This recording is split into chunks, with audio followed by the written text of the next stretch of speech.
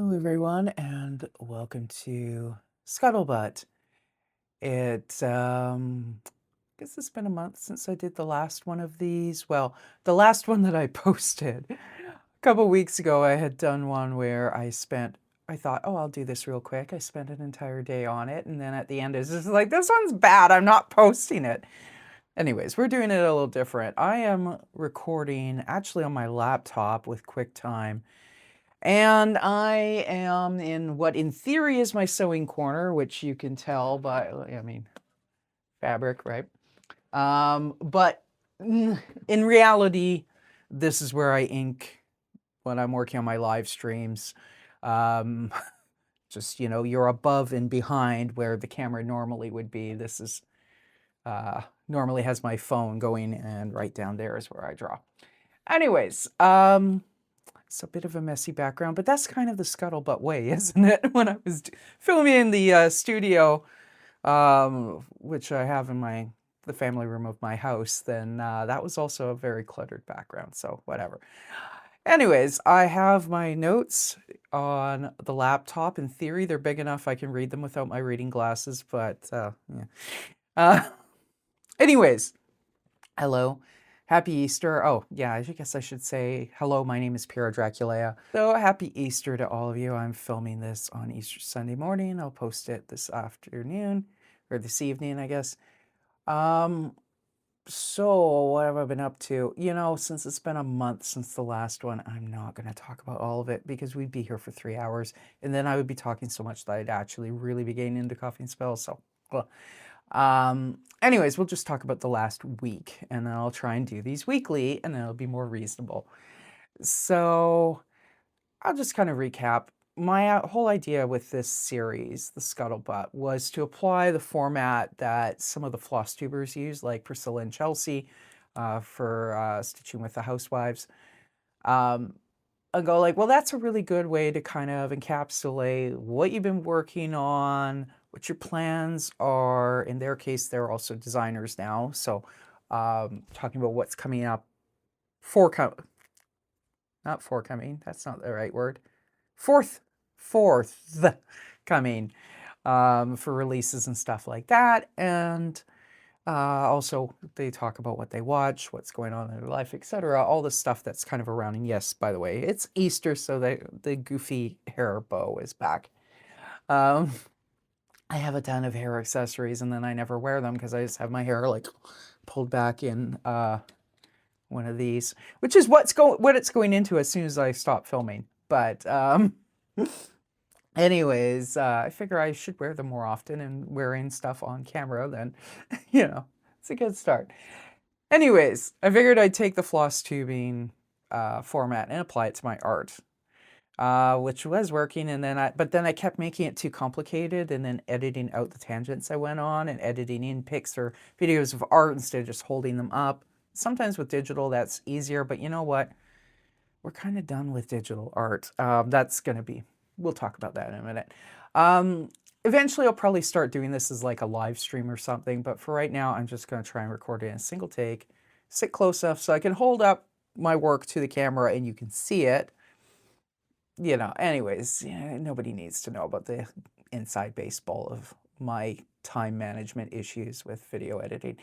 Anyways, for now, not a live stream yet. So, so I already talked about, I'm just going to talk about what I've done in the last week since Monday, and we'll keep on top of it that way. So what did I do this week? Well, it's the first week of a couple big changes. Number one, I am now live streaming drawings 5 nights a week, and I moved from starting at 6 p.m. Pacific to 6:30 because otherwise I would have had like a weird bump in Wednesday because I cannot start at 6 p.m. on Wednesday. So I have 5 different projects that I'm working on at least weekly, right? And so that was one big change. Number two, I scaled back the comics aspect of my webcomic Noah's Archipelago. I'm only doing 2 comics a week now, and I'm doing them by hand. That's what I meant about the not doing things digitally, with the exception of this year for the Facebook banners. I'm doing a different one every month because I used to have just a couple, 2 or 3 like a general one, and then like a Christmas one and a Halloween one. And then I was like, I should change this monthly. And that I am still doing digitally. So I actually have to do the April one. Instead of going straight to an April one, I made an Easter one. So now I got to do an April one for the rest of the month. And I'll do that this afternoon or tomorrow morning. But other than that, I'm trying to get away from digital work. Part of it is the ergonomics that, even if I sit at this desk and I'm inking, I'm kind of leaned over. I don't know why, because logically it should be the exact same, like, hunched over position as when I'm on my iPad.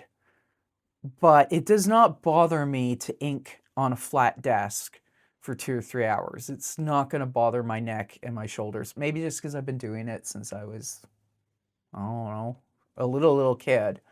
But if I'm doing that with my iPad, and I think even when I was doing the vlogs in February, there's some reference to that where I just noticed hunching over an iPad. Maybe it's because of the small screen and because it's backlit, that the way the light hits my eyes or whatever, it's a problem versus, what I'll show you in a minute. But I've been finding my neck and shoulders and lower back are getting worse and worse.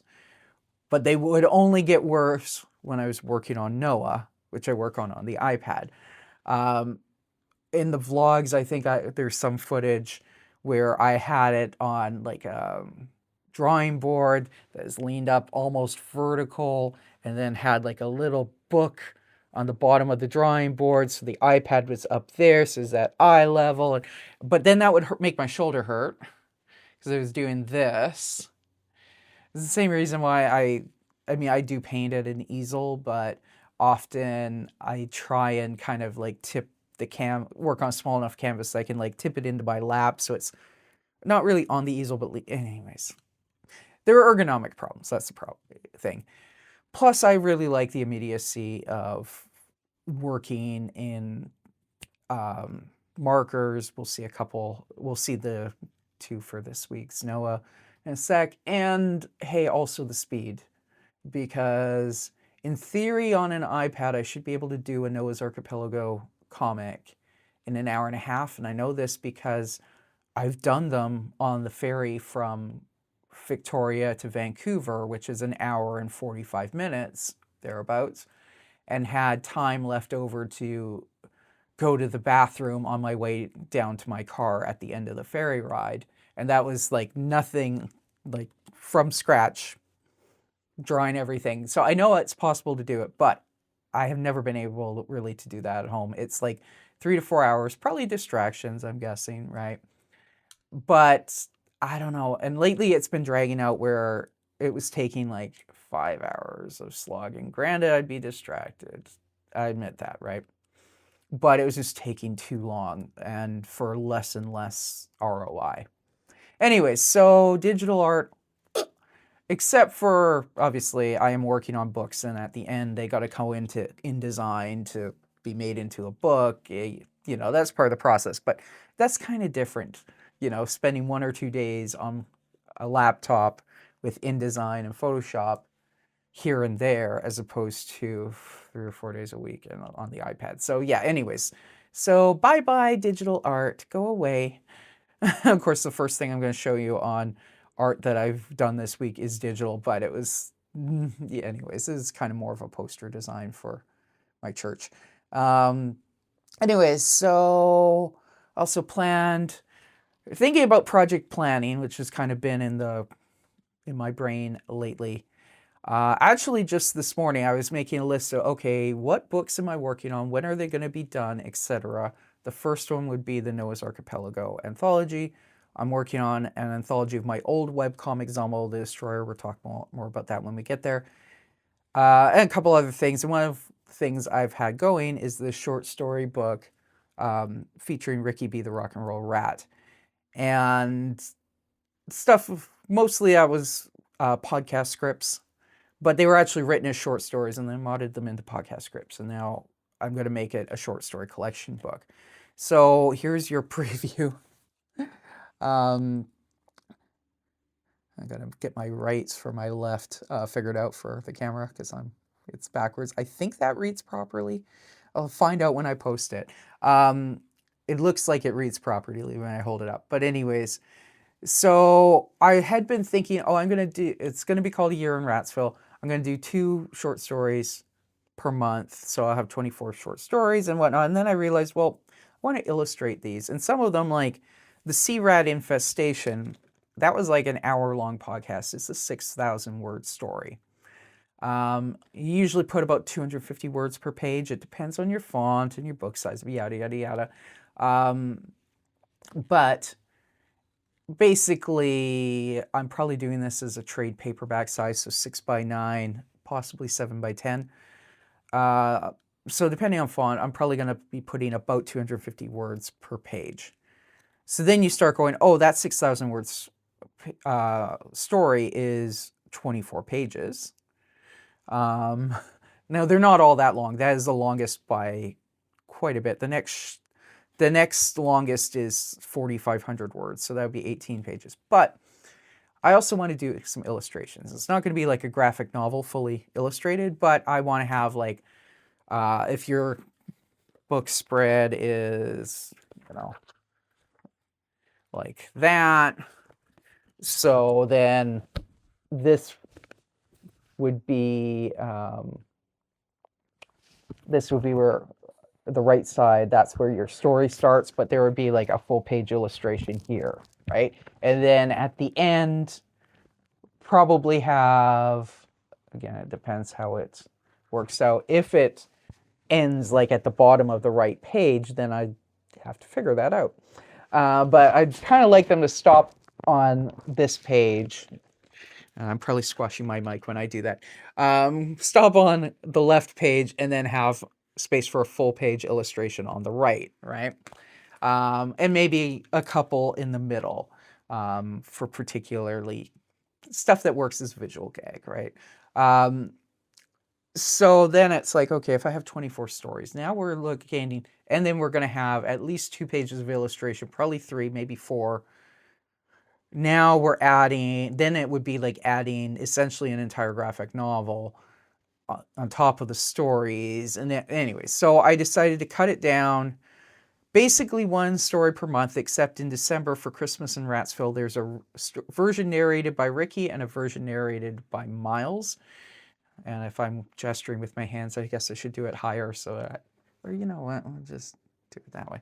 And then otherwise it's like weird hands popping out where you can't see my elbows. Anyways, never mind. So there'd be 2 December stories, which are just 2 viewpoints of the same story, right? And then in October, I want to do a Halloween story that I have, but I also had, like in Canada, we do Thanksgiving in October. So I have an October Thanksgiving story with Ricky, which I think is hilarious. And it's like, well, you could leave it till next, because I plan to do a series of these short story books, probably. But, because I have a bunch that I'm not using here, right? But then I was like, well, but the next book I'll probably also want to do a Halloween story, not a Thanksgiving. So I'm just going to put both of them in. So it'll be 14 stories. And mostly they are written. There's 2 that are half written. And then 1 that is not written at all, but I kind of have the plot. So anyways, we'll be working on that. So that was some of what I did today. Plotting. And if you hear thump, it's because, I don't know, that probably didn't even pick up in my mic. I'm just going to throw things onto the ground over there and pick them up when I'm done filming. Speaking of planning, I have for a while, I've had one of those dot journals, and I've been doing like weekly check boxes of what I've been wanting to do, etc. But I was kind of going like, I really need a planner that also has like an hourly, because I do have like club meetings or appointments or whatever. And if that's just buried in my weekly to-do list, like I'll find it, but then it's kind of like, what time do I meet with the accountant to do taxes with my dad on Tuesday? So anyways, I kind of heard about some of the productivity planners and whatnot. I looked at them and then just about had a heart attack. One of them is like $60 and it's only for 3 months. Well, I can tell that the target demographic is tech startup entrepreneurs, I guess. I don't know. Who's paying that much for a planner for just 3 months? Because that would be like you're paying $240 for your year's worth of freaking day planner. Like, screw you. Anyways, so I thought, well, I could just draw my own. And there have been times where I have drawn my own planners, like in sketchbooks. And, that was a time where I would do on the one page, I'd have an illustration that I'd just like have like 7 or 8 blocks on the other page, but now I'm trying to be a little more organized. Anyways, I took note of sections I liked and I'm starting to do, I then ordered like the biggest, fattest dot journal I could find on Amazon, and now I'm drawing them myself. This is going to drive me insane because each page gets a spread. But you know what? I've only been using, this is obviously, that's for next Wednesday, but it came a week and a half ago, so I've only been using it for the last week, but I feel like I'm doing better with it. Maybe that's placebo effect because I just started doing it, whatever, but kind of like having the 3 must do and then the 5 to do. I do have my little time thing there. Some stuff like I'm really not doing the rate today. Like I'll just say it was okay, fine. Yeah, so I probably mood tracker is kind of useful, I guess. Anyways, and the things I can improve and the self-care, it's kind of like, well, those are going to be like the same things most days. Anyways, so I'll probably, as it goes, kind of shift through, but it's proving useful, sort of, I think. I'm also already starting to ignore it, like I ignored my old planners, or like I have trained myself. Bump. Everyone's just like, use iCal in the reminders thing. Yeah, I've trained myself to ignore phone notifications, so that doesn't work because my phone beeps at me. I'm like, tell it to F off, and I just don't check it, right? I've been using an iPhone since 2013, 2012, 2013. And before that, I had a BlackBerry. Way back in the day, I had like Palm Pilots and stuff like that. I've always been trying to get organized and always failing at it. But this checkboxes thing, I started doing that when I first found out about bullet journaling in like 2020. So not that I've always been consistent with it, but it does work better for me. I don't know why, but anyways, so we're going to try that with the daily planner. And probably I can see by the end of the year, it'll just be each day gets 1 page and we'll squid. Anyways, but I kind of also like white space around because otherwise I have like, as I still use to-do lists on notepads and then they have like 30 things squished into here. Everything from like, remember to go for a walk to take out pork chops for dinner tomorrow, and then like, okay, here's 5 things you have to work on, and blah blah blah blah blah, and then it just turns into like a blob, and I don't. Anyways, never mind.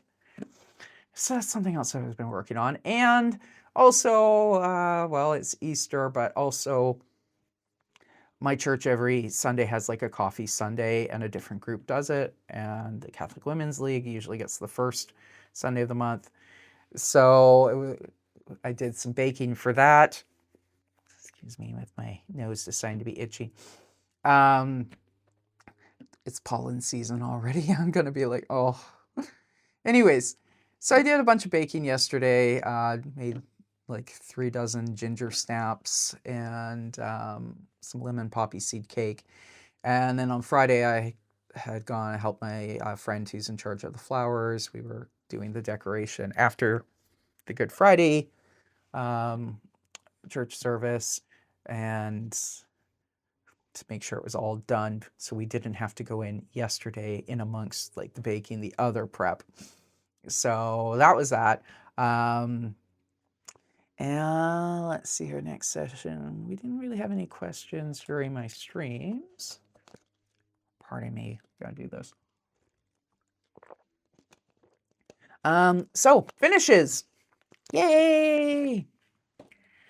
Well, I guess the first thing I'll show is, because I was mentioning church, ours is having a spring parish potluck.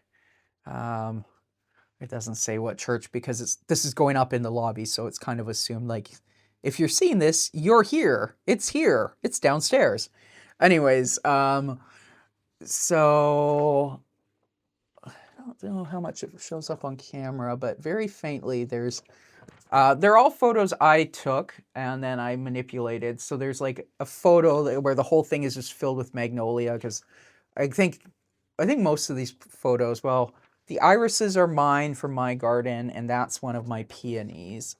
But that camellia and those tulips, and I believe the magnolia, well, the magnolia definitely wasn't mine, but whether it was taken at Bouchard Gardens or whether I was like on a neighborhood walk and somebody had a magnolia, I was like, oh, take the camera out. Or take the phone out and use the camera function. But anyway, so this was what did I say about, there's the one thing I did do digitally this week. This is that. I also did one of the Facebook banners for Noah was done digitally. I am not going to try and edit that in. So whatever, you can always go to is it facebook.com/Noah's Archipelago, and then you can see it there. So in the past with Noah, I have done marker sketches when I ran out of time. I'll just show you, like, well, that was one I did a couple weeks ago. But I kind of like the way they look and whatnot. I mean, there's stuff I like about the way the digital ones turn out as well. But in terms of time management and immediacy and all that, it's time to start doing it by hand.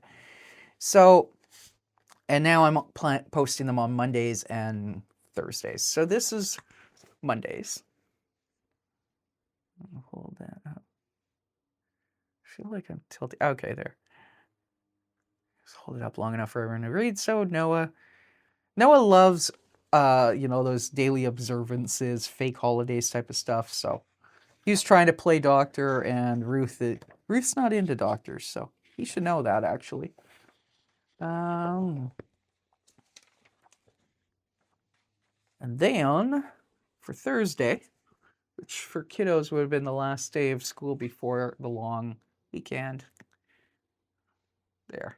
I think that's lined up properly. So Noah also loves we just saw him dressing up as a doctor. He loves dressing up in costumes in general. So there he is, picking the kid up, Ursula, from school, dressed as the Easter Bunny, and she is just mortified. Excuse me. I don't know what the point of having wearing a paper bag on your head is if you're going to like cut holes for your identifying ponytails to pop out. But Ursula, whatever. That's what she does. I think she has that bag on standby just in case for when Noah is being a pain in the butt. So, thump. So those were the finish. Now whips.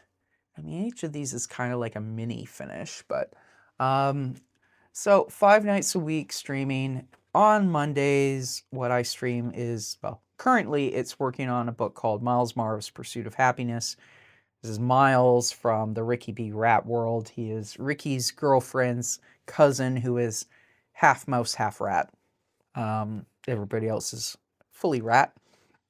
Anyways, I am working through this one in kind of a alphabetical thing. This is going to end up being a short story book, similar to what I described with Ricky B. and A Year in Ratsville, only it'll be all narrated by Myles.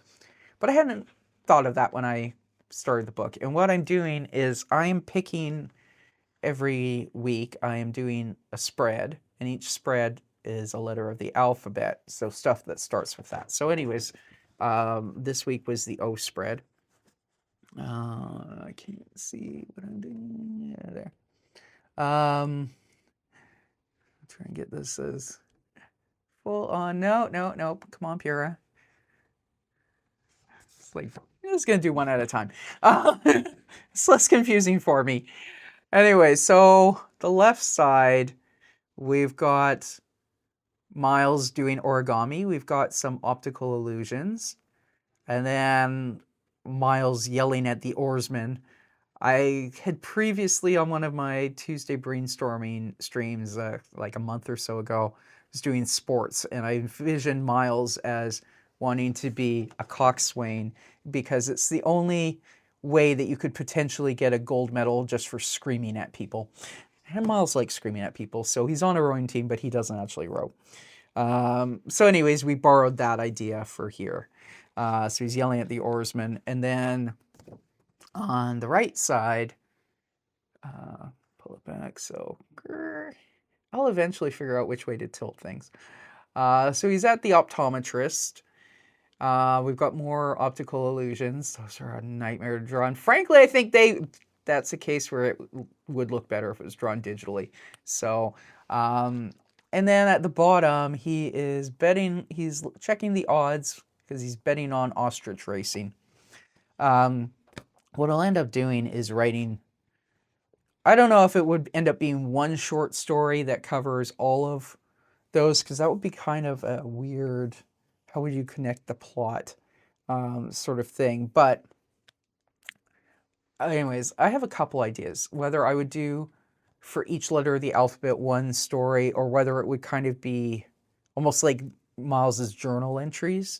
So it's not necessarily like they belong together, but anyways, I'd have to figure out, if I do it as journal entries, how do you make it where it's like a mini short story? You know, maybe he's only writing 500 words, so like 2 pages about origami and whatnot. Anyways, it's still all up in the air. What I'm going to do with this project is finish the art. There's some that I'm going to redraw, and I mean, what I really want to redraw on this one is the optical illusions. So what I could do is like trace the area that needs to be replaced. And then I would have just that outline, whatever. But there are a few others. Like I do want to redraw the A spread, at least one half of it.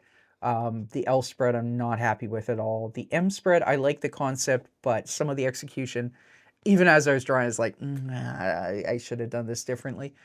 So when I get through and finish Z, or Z for our American friends, then I'm going to look at what I want to redraw from the book. Then I'll redraw it. And then at that point, the Myles Monday streams will be over, which will free up a streaming night to work on illustrations for that A Year in Ratsville book. And Myles will be in a lot of them. Most of the stories, I think, at least have a mention of Myles, because after all, he's Baby's cousin, and Baby is, I originally had it where she was 19 and Ricky is 23, but then I was saying they'd met when they were in the same 8th grade algebra class, and then I'm kind of thinking, like, on the one hand, that's kind of funny, and the age gap, I think 19 to 24 isn't that bad, but then you think about 8th grade, and she's dating a guy who's in her class who's 4 years older, and then it's like, oh, that starts to be creepy. Ricky isn't a creepy dude, you know, so I think I'm going to make it where she's 21. So, you know, still a 2-year gap. But I mean, I know when I was in high school, there were definitely girls who were dating, you know, guys who were a couple years older and whatnot. And maybe people would kind of whisper about it. But usually the whispers, it would be like if it was a popular boy or a really good looking boy, and say he was in 12th grade and he was dating a girl who was in 10th grade, but then girls in the 12th grade who liked him would spread rumors about her in the 10th grade, and oh, she's a skank and all this. And, you know, like, so they'd try and like spread rumors to break them up. I mean, of course, I was in high school in the 90s, and we viewed things differently then. You know, hey, when I was 18, I was dating a 36-year-old. So I was out of high school. I was at university, but, you know, we saw it differently then. And personally, I still think to this day, if you're 19, 18, 19, you're a grown-ass adult, you can vote, you make your own decisions. But anyways, I have been screamed at online for saying that in comment sections. Now I don't say it in comment sections, but anyways, point is I am changing baby's age in the story. So that Ricky only got held back, what am I going to say? Or I think it's still going to be that Ricky had to repeat algebra 3 times, but he met her the first time he was in that class.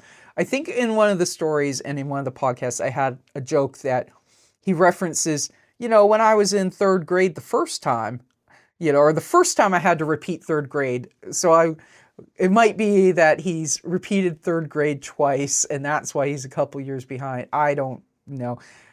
I don't even think they do that anymore. I know in BC, they're like trying to take away letter grades entirely. So like parents don't even know, can their kid read or not? Well, you know, here's a bunch of flowery language from the teacher that doesn't tell you anything. But give us a raise anyway. Oh. Shut up, Pira. Anyways, I know a lot of teachers, not all teachers, but certain teachers want there to be no grading involved, and most parents are like, I need to know if Johnny can read or not. Or in the case of Ricky can read, he can't spell, he can't do math, and his reading is questionable. In fact, I think when I shared the link to the video stream for this Myles thing, I shared it on the Ricky B. Rat Facebook page. And the caption I wrote was something where it's like Ricky going, because in the shared thing from my Pure Draculea thing, it mentioned Myles going to the optometrist. So then the caption is Ricky going, I like optometrists, man. They got 8 arms and they can open jars. And Myles's response is, you flunked science, didn't you? And Ricky's like, yeah, how'd you know? Anyways. Excuse me. So moving on to the Tuesday stream. That is going to be for calendars for the next few months. Because I want to do 2027 calendars, one for the Noah's World and one for Ricky and the Rats. So I did brainstorming. Now, I think what I've learned this week is I had 2 brainstorming sketching streams, and they both did terribly. So I think I've learned don't do that on stream because it's kind of, it looks messy, right? I think people like to see finished art or art that is being finished if they're going to watch you do it, not something that looks like a scribble like my 4-year-old could draw that. But anyways, the first one is I think I'm going to do the Noah calendar first, because I know from the other streams I can ink 2 pages a night. So then for 12 plus the cover, you know, I'm done in 7 weeks, right? So originally I was like, I'll do a Noah and a Ricky and whatnot. It's like, well, people maybe don't necessarily like both. They might like Ricky and not Noah, or Noah and not Ricky. But also then if I do one at a time, then I'm finished in the 7 weeks as opposed to 12 weeks. So if something comes up in the summer, I'll have at least 1 calendar done. So that's the plot line.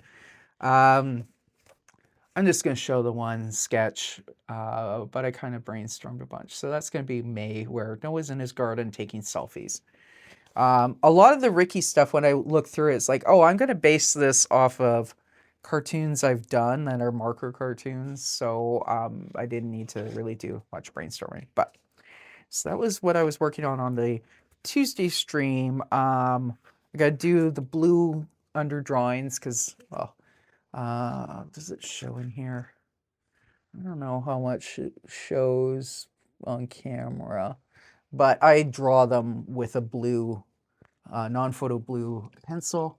At some point, I'll probably do a video on traditional comics process, so I can refer to that. Because sometimes on stream, I get people going, what are you drawing on top of? What's the, you know, or whatever. So I explained it on stream, but then I was like, you know, maybe that means that people would like a tutorial. I don't know. I haven't filmed it yet. Anyways, we're going to go thump with that one. So, Wednesday. When I was looking at projects that I could be doing, I kind of went back to one from a long, long time ago in terms of book projects. I used to do a webcomic called Zamo the Destroyer about this obnoxious talking iguana. This was back in the MySpace days. Like, I started Zamo in 2006. So I would post it on MySpace as well as the website. And it kind of petered out. I started in 2008. I was doing a new media design program at BCIT, British Columbia Institute of Technology. And then after that, I went to audio engineering school for a year. So I kind of had no time. And so the comic. So anyways, but the comic version, I have like 100 and I always forget whether it's 136 or 163, but I think it's 138, 36. But I have over 100 comics. So that's enough to do like a comic collection book, comic anthology. I think properly an anthology is when you have multiple authors. But it seems to me I used to hear like Garfield anthology when I was a kid. Maybe I'm ass backwards on that. But anyways, a collection. And I meant to do that many times over the years, and then I just never did. But now, of course, you can do print on demand on Amazon, and that's how I'm going to do my other books. So I went and I flipped through. Anyways, I found in the back of the book, because I've got like the pro folios. I was going to look for one to show you, but I actually have my laptop propped up on like a stack of them. So I'm not going to mess with that. But I found, and these are whatever non-photo blue pencil I was drawing is like super, super pale. But there's like 8 pages. You can sort of kind of see.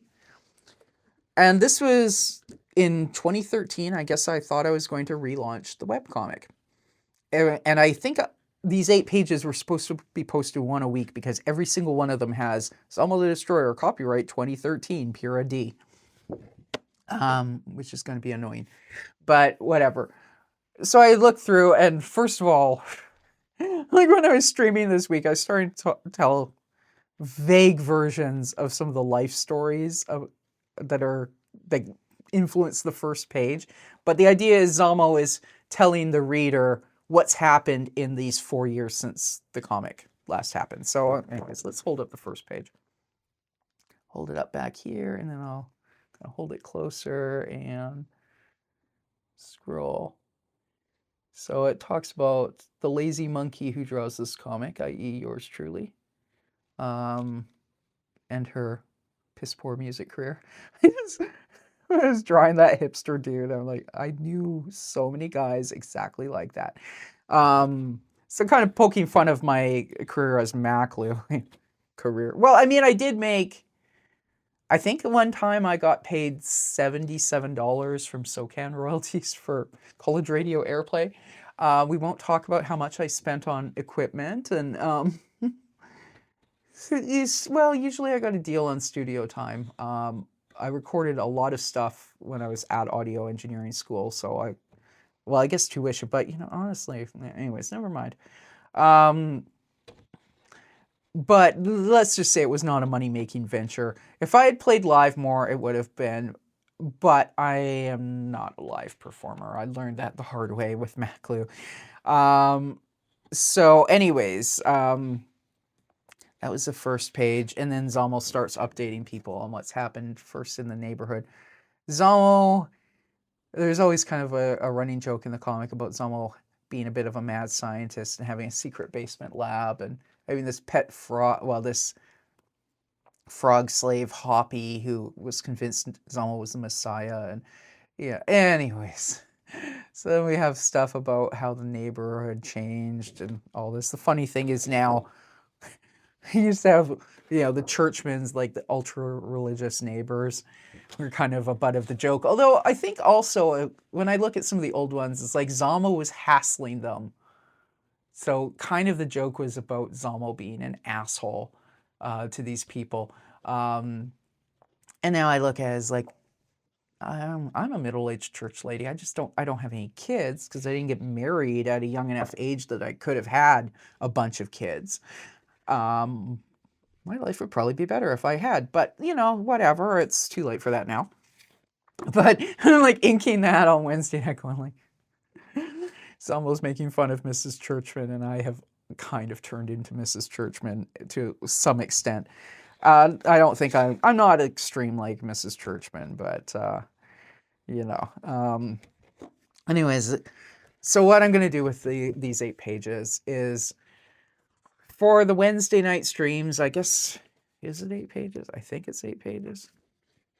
Yeah, it's 8 pages. So for the rest of April, I'll be inking a couple pages a night on this.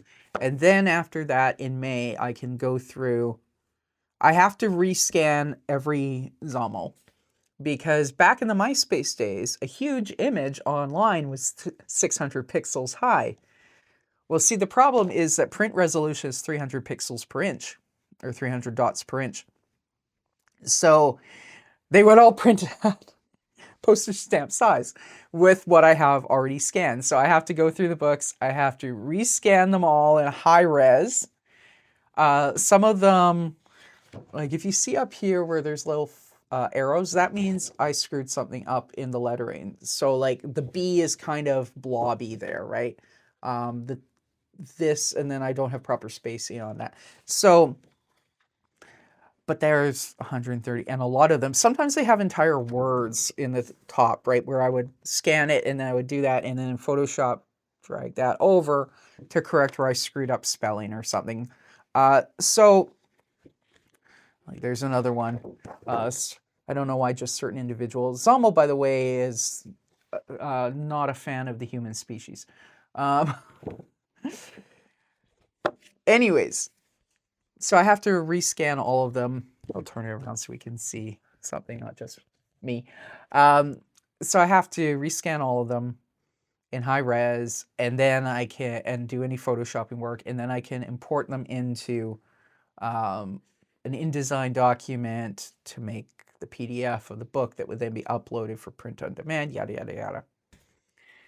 And in 2007, and I don't have it with me right now, it's in the other room, but I had taken a book design class through night school at Emily Carr in Vancouver. So we had a final project, design your book. So I had made a little booklet, and it's like held together with Scotch tape on the pages. But some of it I'll look and go like, well, whatever, but some of it I kind of like. So I'll probably work off of that for like front pages. I'll probably, like the Zamo site still exists, but it is like a lot of links are broken and whatnot, needs to be rebuilt. Which means that I don't know, and I don't even know if there is like a cast list, like who is Georgie, who is Chucky. So I'll probably do like meet the cast pages to introduce them at the front, and some other of that sort of stuff. And then I'll have it, if I can get that done this year, because the comic started in 2026 or 2006, then it would be like a 20th anniversary retrospective, which is kind of weird for something that, I mean, I used to have a fair amount of likes and views on MySpace back in the day. But would any of those people remember the comic to be searching for? Probably not. But the thing is, I've wanted to do the book, so I'll do the book, and if nobody buys it, well, you know, fine. But also, hey, streaming about it, maybe people get interested in it now. And then that's a book that's out, and then I can be like, self-published, blah, blah, blah, blah, blah, right? So anyways, this thing will end up being the coda. Now, it actually won't be the last Zamo book, because instead of relaunching the comic, what I ended up doing was the next year, because obviously I never inked the whole thing, so I abandoned the idea. I drew it and then I abandoned it. But the next year, I was getting into podcasting and stand-up comedy and whatnot when I was pivoting away from my time in the music industry. And there's reference here, the bit about kayaking and sharks. Like, I almost died on my first ever kayaking trip on July 2nd, 2013, because I didn't have the pedals of the kayak set properly. So I didn't have enough leverage to actually steer the damn boat. And I ended up falling out behind my group and then getting sideways to the water, flipped me over. When you see the videos of the guys rolling the kayaks, they're actually doing something to make it come back up. It's like, it's going to go over, and I thought I would pop back up, and then I'm like, why do I take, and like going like, I taste salt. Open my eyes, and it's like, down is black, up I could see the water. I couldn't get my head to there because I was like, the geography to this day, or the geometry to this day doesn't make any sense to me, because I felt like I'd have to be Gumby basically, because I felt like I was vertical. And in fact, I did manage to get my hand through the water right before I blacked out. I couldn't get there because I was stuck in the boat, because I didn't remember that, like, you have the spray skirt thing, and it's like it goes under like a little ledge and whatnot. I completely did not remember pull the spray skirt so I could get out. I was like trying to, and I couldn't. But it felt like my butt was up here next to my head, which is like, I am not that flexible. Even in those days, I was not that flexible. And I don't think even like a yogi master, you can't really do a side bend that makes you into a U. So it does not make any sense. I want to say that first of all. Anyways, the last thing I remember thinking before everything was black is, oh shit, I think this is how people drown. But I kind of, the guy before the instructor, before I had gotten knocked over, I was falling by, he's like, you need to keep up. I'm like, I can't steer. So he was already headed, anyways, so he saved my life. But anyway, so the reference to getting killed kayaking, by the way, I never went kayaking again. I intended that I would get over my fear. No. And the joke was, I always had trouble swimming. I didn't like water in my face. So that spring, I had signed myself up for swimming lessons at Maarav Pool. And like, I was making myself learn to swim and what. I did go to the pool after that. Mostly I did side glides where my nose was out of the water. Although I did make myself put on the goggles and, like, swim properly, like front crawl, a few times to prove to myself that I could still do it and I wasn't going to get scared again. And then I just stopped doing it. All right. For a while, I was just like, I think today I'm just going to do back kicks and side glides. And then after a while, anyways, that's the whole story for another day. But based on that, I think this had to have been drawn after that incident, which means, well, I don't think I had given up on my music career at that point, but I knew I was trying to change it. And then, like, the last Maclu album didn't come out till 2015, but it was a long, hard slog where I kind of didn't feel motivated anymore. But anyways, in 2014, I kind of pivoted into doing comedy, podcasting, and that sort of stuff. And then what I did instead of relaunching the comic was I did a podcast, because I had a character voice for Zamo, and it's a little bit nasally. And, well, I mean, you think about how small an iguana's nose is. Of course, they're going to sound like this, kind of, really pinched off. Anyways, it's like I can't look at the camera and do that because then I feel really weird. But it was based out of a voice, because I had an iguana for 10 years. So it was based on the voice you kind of do where around the house, because the iguana would sit there and observe us, like she had a huge cage in the living room, and sometimes you'd like bring her out and she wouldn't want to sit on the sofa. She'd kind of look back at us, and then she'd go in there and then she'd like sit and observe. So some of the stuff with Zamo started where, like, I took some anthropology classes, and, they're supposed to do field work where they sit in the corner and everybody else is supposed to pretend like they don't know they're being observed by an anthropologist, and pinky swear, they're not going to change their behavior because they're being recorded. Anyways, rants that I could make about the delusions of anthropologists, including Margaret Mead. We'll just save that for another day. But I parodied that with Zamo because the actual iguana, her name was Leguizamo, after the actor, because at the time he had a show called House of Buggin' on Fox when I first got her. And, well, we didn't know it was a she at the time. You know, you can't tell till they're about a year old. So, anyways, first time the iguana was watching TV, we had one of those, if you remember the TVs that were common in like the 70s and 80s, where it actually sat on the floor and then it had like I don't think it was real wood, but a wood grain cabinet, and then it had like, you could swivel it. We had one of those.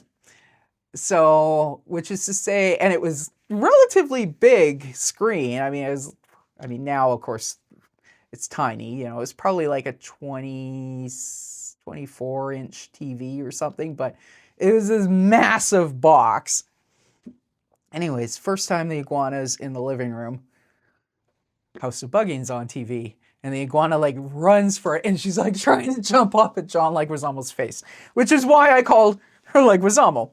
Plus, he's from Colombia, and, you know, the iguana's from somewhere in South America. Her coloring did, based on photos, you know, because different areas, the iguanas have slightly different coloring. She kind of looked like photos I'd seen of Colombian iguanas. So that became, anyways, after this comic started a couple years after she died. So I kind of, but when she was alive, we would have jokes like when she would go back into their cage, it's like, oh, she's an anthropologist. She's doing field work. She's observing us. That's why she can't come socialize. Anyways, and I also used to have like where I would like make the iguana talk with that voice of family members, and kind of, it was a running joke. So anyways, all that stuff went into the comic when I started a couple years after she passed. So anyways, it's a whole thing. But getting back to the podcast, I think there might be one or two where I didn't save the script or I lost it somewhere, but otherwise I have, and there's like 200 episodes. I don't know that I would publish every single one of them now. Some of them are kind of crappy. But I would probably go through and do collections of short stories in order. And then I would end up probably doing what I said with Ricky, where there would be like an illustration at the beginning and at the end of each story, where each podcast script was a story. Because I kind of had them as short stories in like a sequential, like there was an overall plot. Well, plot might be pushy. There's an overall sequence, you know, whereas almost talking about her pet monkeys and whatnot. So I may take that, and I will take that and make it into a book. So Wednesday nights, we're going to be working on Zamo till I don't know when, because when I finish this, then I'm going to go through and start illustrating for short story books. And yeah. So Wednesday night is Lizard Night. Thursday. So one of the other projects I want to start is coloring books or activity books. Like the Ricky versions will be more activity books with like, you know, he's a rat, we got to get him out of a maze, you know, that sort of thing. So, but there would be coloring as well. And then for Noah, it'll pretty much be straight coloring books.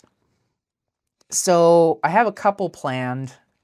This is am I holding that the right way? Coloring book, planning books. So the first one that I came up with, because Noah is sings in bar bands, would be the A to Z of bar bands. So I've brainstormed some things for that. But I kind of was thinking, you know what? Maybe we'll do this as a second book. I feel like it's a second book. I don't know why. I can't justify it, but second book. So then the first book that I had, which actually I think I came up with this idea before the bar band, so maybe that's why a bar band feels like a second book, is the A to Z of Noah's resume. And each will be like, some of them are only going to have one, like Q is just going to be quality assurance tester in a candy factory, and X is going to be Xerox salesman. Others will have, mostly there'll be 2, there might be a couple that have 3, I don't know. But of course, the thing with an adult coloring book, and this is just one of the brainstorming sketches. See, this stuff is why I'm saying, like, I probably won't do brainstorming live on stream, because that is super messy. I could see someone like, oh, what the fuck? Why do I want to watch that? Pardon my language. Try not to swear more, but that's a work in progress. 15 years ago, I sounded like I could make sailors blush, and now it's like every New Year's resolution for like 10 to 15 years has been like, don't swear so much. And we're gradually getting there. But I do still swear, just not as much as I used to. Anyways, so what I'm thinking is normally, because you don't know if somebody's going to be using like markers or pencil crayons or what, and some markers bleed through. So usually you'd have your drawing on one side, and then this would be blank, right? The back side would be blank. I'm like, well, that's a lot of real estate. So maybe what I'm going to do, this is my plan, thinking back when I first came up with this, I was going to start this like 2 years ago. And then I just haven't. Well, maybe we do each coloring page is an illustration, and then there's like a short story. Like it's going to be short, like a paragraph per page, right?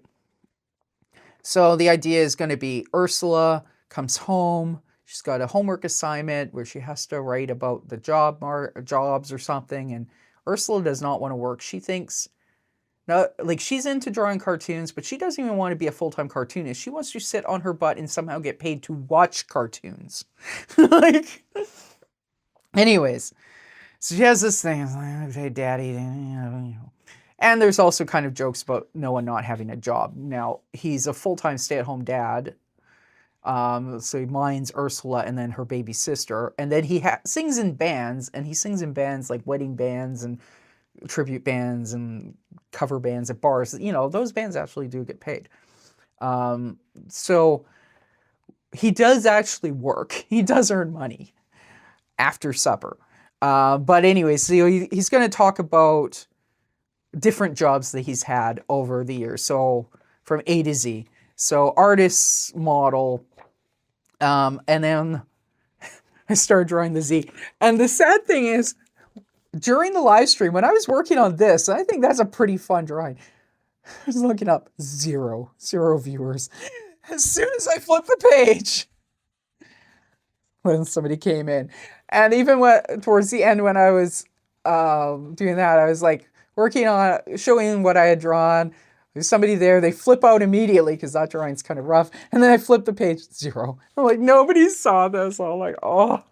But then this is more the style that's going to be, right? For adult coloring book, you've got lots of little areas to color. Anyways, this job would be, he was a zombie at a theme park during Halloween, you know, kind of like Fright Nights or whatever.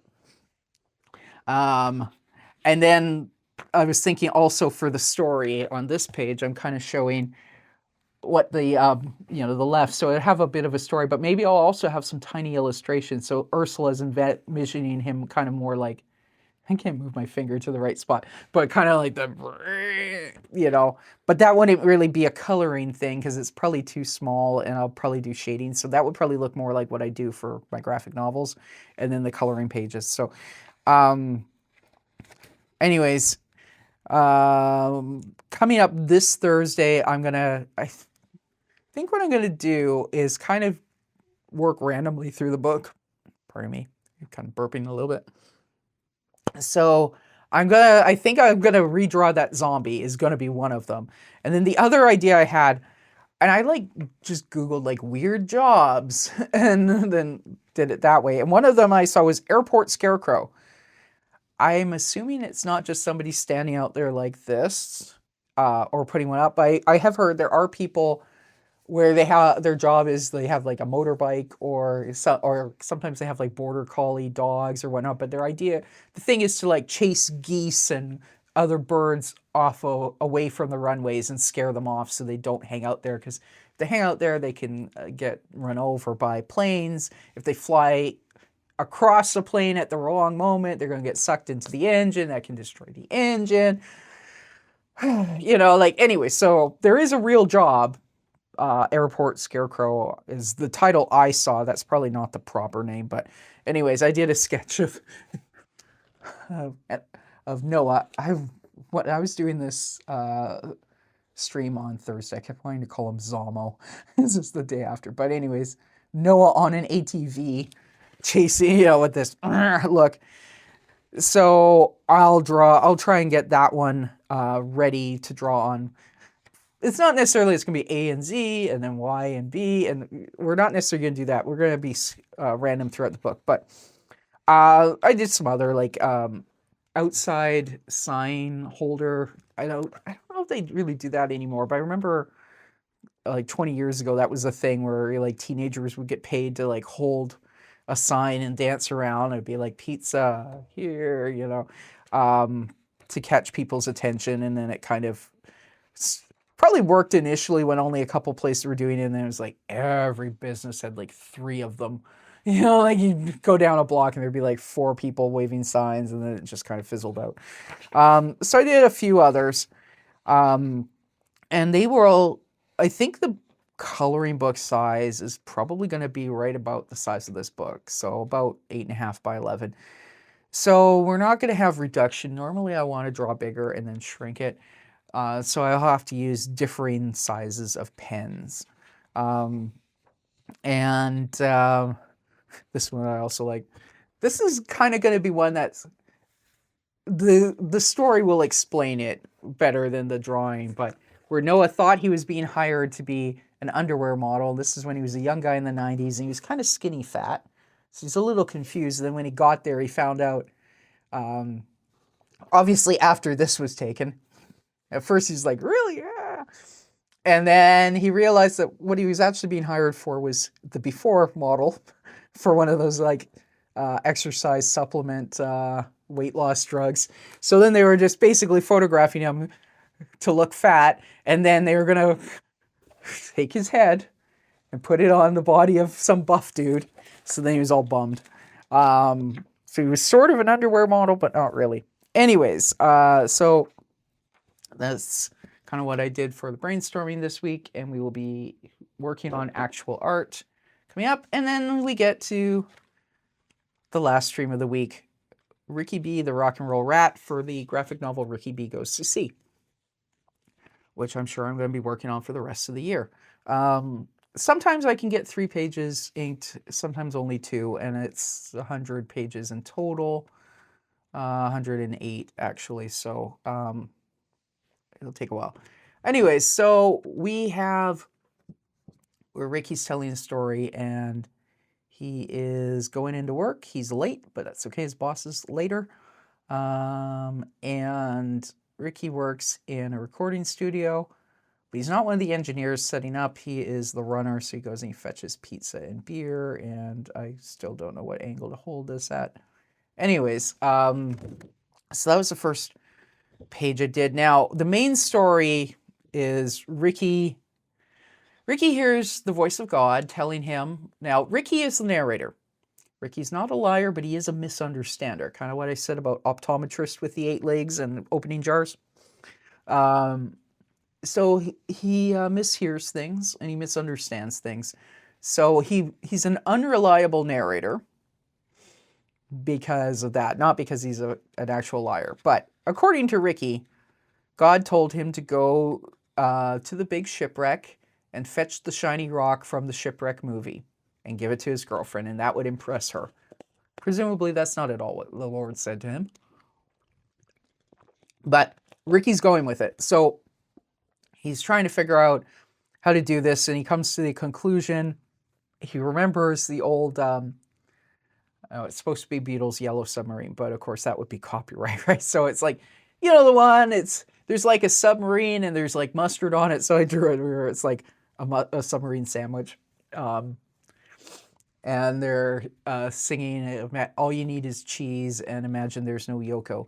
Anyways, so he remembered that movie, and he figured, okay, the Lord wants him to make a submarine. Ricky does not know anything about submarines. He does not know anything about the ocean. Anyways, but he's got to go to work, so that interrupts the main plot. But then what interrupts it further is we're starting to have these ad breaks, because I found out like I guess in the golden age of comics, and maybe even today, I don't know. See, my comic background is like newspaper comics, like Bloom County, Garfield, Peanuts, Calvin and Hobbes. So that's my reference. So when I would read comic books, those were collections, they were anthologies. They did not have ads in them, right? They were a piece of merchandise. The ads would have been in the newspaper around the comics. So, anyways, I mean, I do have some comics. And then later, when I was buying comics, over the last 20, a little into the 90s, but more around the Zamo era, I was reading alternative comics. So those are self-published. And again, that was a piece of merch. You didn't have it wasn't treated like a magazine. But apparently, back in the day, the golden age of comics, you would have advertisements in the comic books, right? So I decided to kind of spoof that. And then it's also, so that becomes part of the B plot. We have these comics interfering, and kind of like now with social media or ads, they seem to know what Ricky's talking about. Something's eavesdropping on him and serving up ads accordingly. Now, the first ad we're about to see in this ad break actually is about what Ricky's hasn't talked about yet. It's going to be on the next page that I'm inking this coming Friday. But you do hear stories of women getting, can I hold this correctly? About women getting ads for prenatal vitamins before they even know they're pregnant. Because the AI, I guess, or the algorithm kind of analyzes like, well, women who blah, blah, blah tend to be soon buying this. So, and I think we've all had the experience of we're talking about something. My phone is right here. What do you want to bet I have ads for prenatal vitamins tomorrow? It's like, I'm in my 40s. I don't need them. Oh, great. Now it's going to give me ads for vaginal dryness solutions. Oh, shit. Anyways, as soon as I turned 36 or 46, I started getting those. Anyways, so this advertisement already knows what Ricky's going to be telling us about related to his boss. And the next one, mind you, of course, he's also been talking about they have to go forth into the sea. So I guess it's like kind of that. But anyways, so we have I may add some more shading into this. I wasn't sure on stream because if it's a high-end yacht thing, sometimes the aesthetics for the really high-end stuff is that they have a lot of white space and a lot of light colors. So I wanted to, because once you add it, you can't take it away. Well, you can, but you have to do it in Photoshop. It's a pain in the ass. So I've left it very plain right now. I may add shading. What I might do, the rare time when I'm using digital stuff now would be I might take a photo of that and then muck with it on the iPad in Procreate and decide, do I like that line work before I add it to here. But I might just totally leave it plain. Anyways, and we have an ad for the recording studio. And they're kind of obnoxious. And then an ad for Ratzeria Pizzeria. Yes, I know pizzeria is spelled wrong. Ricky can't spell. And I honestly thought that was how you spelled pizzerias. And anyways, we're going with it. It's like that. Serving pizza since 1974, passing health inspections since last week. I may, in Photoshop, loop that and bring it down. But anyways, that's your first ad. And then the band that they're setting up for, which was in a page that I inked the previous week, is HVAC. Obviously, HVAC is what the guys did before becoming rock stars. But we have the HVAC World Tour. For those who want to rock, Blowing Chunks World Tour. A lot of the text I need to center better. I'll do that in Photoshop. But Ratsville Stadium, July 31st. So an ad for the band that Ricky is telling you is coming in. So that's what art I was doing this week. What What have I been watching this week? Where has my inspiration come from? I've been watching kind of most of what I've been watching this week doesn't really relate so much to visual arts. I've been getting into watching videos of the what do they call it? The Great Ball Contraption with Lego. So it's like where they have the modules and it brings the balls around in these weird little things. They're kind of fascinating. I am interested in watching stuff about like marble tracks and stuff like that. I don't have space or energy or time to build any myself, but I kind of love it. It's a little bit of zen watching. Pardon me, my phone's ringing. I just recorded a whole outro and then I realized I hadn't pressed record. So I have to go the call was my dad's. He can't find his wallet, so I'm going to go out there and help him look. And I told the story of my mom passed away 15 years ago, and Dad used to wear her wedding ring as a pinky ring, and then last year he lost it, and he was freaking out that he might have lost it when we were running errands in Victoria or something. It was gone forever, blah, blah, blah. Earlier this week, he tells me he's coming out of the ensuite and he sees a glint on the floor, like under the corner of the door frame, right? And sure enough, there's the ring. But he'd looked in that spot before. He'd looked all throughout the ensuite and the master bedroom, and he looked under things and behind things and all this, and he didn't see the damn ring. My guess is what must have happened is it fell off. It rolled like just behind the foot of the chest of drawers, and so it wasn't visible. And then maybe he was putting his socks away and like slammed the door or something. It made the chest of drawer kind of thump and knock it back out. I don't know, but it turned up. Hopefully, I mean, the wallet. He's pretty sure he had it yesterday morning. He was either at my place, at home, at his place, or a club that he belongs to. So we'll take him to the clubhouse. So hopefully it turns up.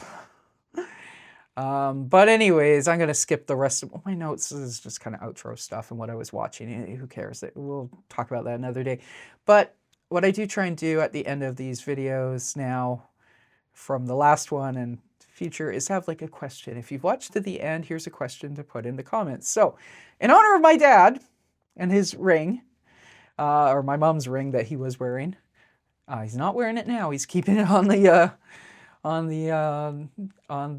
desktop so he doesn't lose it again. And in honor of the wallet, because there was another thing I remember ages ago where he freaked out about a wallet, and then it turned out somehow it fell out of his jeans pocket, slid all the way under a chest of drawers or something. Anyways, hopefully that's the case again.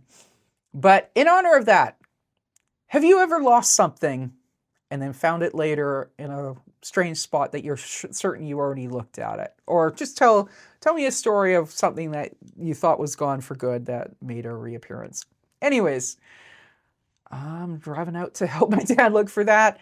And so that's it for Scuttlebutt. Hope you've had a great Easter long weekend. Have a great week.